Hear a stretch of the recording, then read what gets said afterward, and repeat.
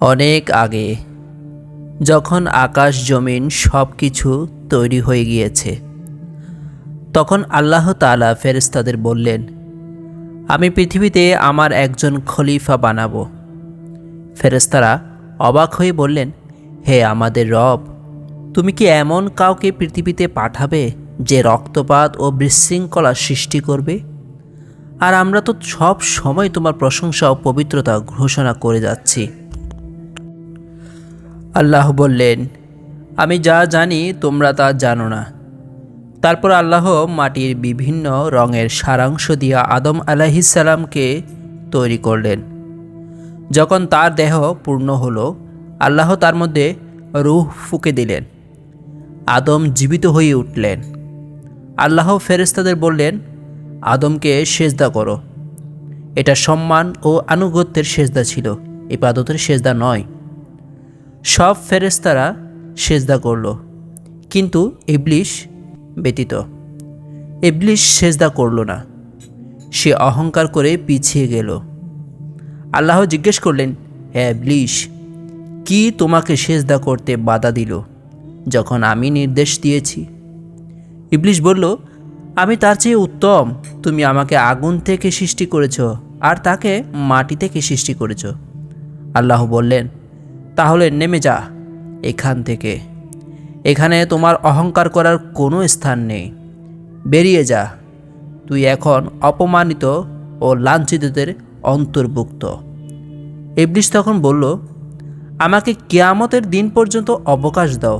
আল্লাহ বললেন, তোকে অবকাশ দেওয়া হলো। ইবলিস তখন শপথ করে বলল, আমি তোমার সোজা পথে তাদের জন্য বসে থাকব। আমি তাদের সামনে থেকে, পেছন থেকে, ডান বামে আক্রমণ করব, আর তুমি অধিকাংশকেই কৃতজ্ঞ পাবে না। এদিকে আল্লাহ আদম ও তার স্ত্রী হাওয়া আলাইহিসসালামকে জান্নাতে রাখলেন। বললেন, তোমরা দুজন জান্নাতে থাকো, যেখানে যা চাও খাও, শুধু এই গাছটার কাছে যেও না। যদি যাও তাহলে জালিমদের অন্তর্ভুক্ত হবে। কিন্তু ইবলিস তাদের কাছে এসে ফিসফিস করে বলতে লাগলো, তোমাদের রব তোমাদের এই গাছ থেকে খেতে নিষেধ করেছেন কেন জানো? কারণ যদি তোমরা এটা খাও তাহলে তোমরা ফেরেশতা হয়ে যাবে, অথবা চিরস্থায়ী জীবন পেয়ে যাবে। ইবলিসের কথায় প্রভাবিত হয়ে আদম ও হাওয়া সেই নিষিদ্ধ গাছের ফল খেয়ে ফেললেন। তৎক্ষণাৎ তাদের শরীর থেকে জান্নাতের পোশাক খুলে গেল। তারা লজ্জা ঢাকার জন্য জান্নাতের পাতা জড়ো করে নিলেন। আল্লাহ ডেকে বললেন, আমি কি তোমাদের নিষেধ করিনি এই গাছের কাছে যেতে? আর ইবলিস কি তোমাদের শত্রু নয়? তারা লজ্জিত হয়ে বললেন, হে আমাদের রব, আমরা নিজেদের প্রতি অন্যায় করে ফেলেছি।